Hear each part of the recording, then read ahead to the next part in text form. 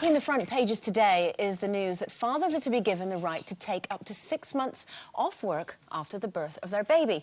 Currently, dads are only entitled to 2 weeks paternity leave, while new mums can take up to a year off.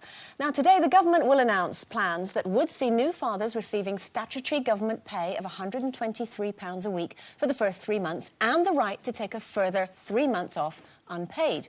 Now, this could see mums taking off the first 6 months of a baby's life and then dads taking the second 6. So would we have wanted our men to be the sole carers of our babies? Well, I have to say that when Kira was born, I went back to work. I think she was about 6 weeks old when I first went back. And Ray was like full stay-at-home dad then, so he did do everything for her then, and he did a brilliant job of it. He's never, ever to this day let me forget it, but, you know... And were you worried at all? Do you think he did as good a job as you did? I think, yeah, no, absolutely, I think he did. I mean, I think he found it a lot... Well, it is really hard to do, but I think men, for some reason, find it even harder. You know what I mean? Because we have... Well, I had that natural bond with the babies, you know, when they were babies, and you kind of wanted it, whereas men see it as... Oh, it's awake again, I've got to feed it again, I've got to change its nappy again. In a way, and also it depends on the man, because, you know, obviously I've had 2 husbands. So far.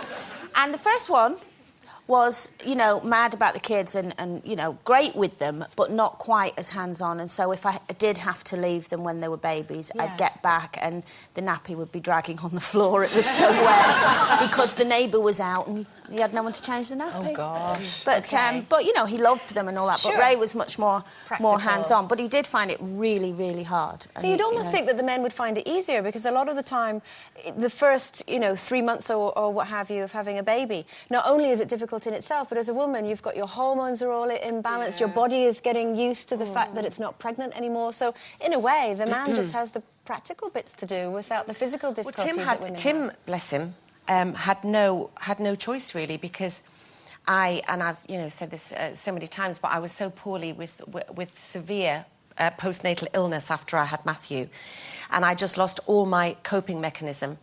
And he had to really take over, to the point that because I couldn't cope, because it's having a massive nervous breakdown, you know, and it's horrible. And I mean, a nervous breakdown is terrible anyway, but when you've got the responsibility of a newborn baby, and at one point I didn't even know who Matthew was, it was that severe. So he had to take over, and he was absolutely fantastic, because A, he never for once doubted that what I had was an illness. And not an indulgence, like, you know, like some people sadly think it is. And but because I couldn't cope, I was jealous. I was jealous of this bond that I could see forming, you know, between them. Luckily, it hasn't affected my relationship with Matthew, which is fantastic.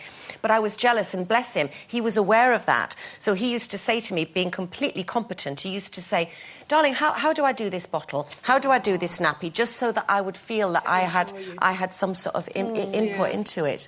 Yeah.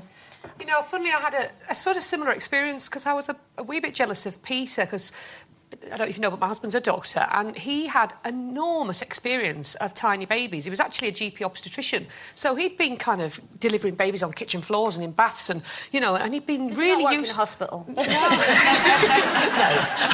I think you might be right. Yeah. Anyway, he had lots of experience of looking after them and holding them, and he'd changed nappies as well for mums when he went round visiting them, because he was very hands-on. He still is.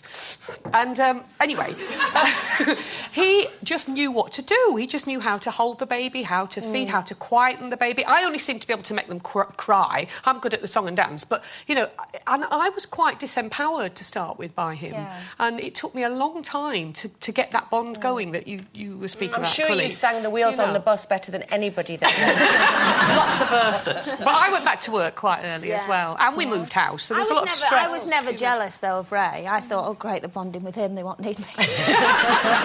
Baby's crying, love, get up. OK. It's competition time.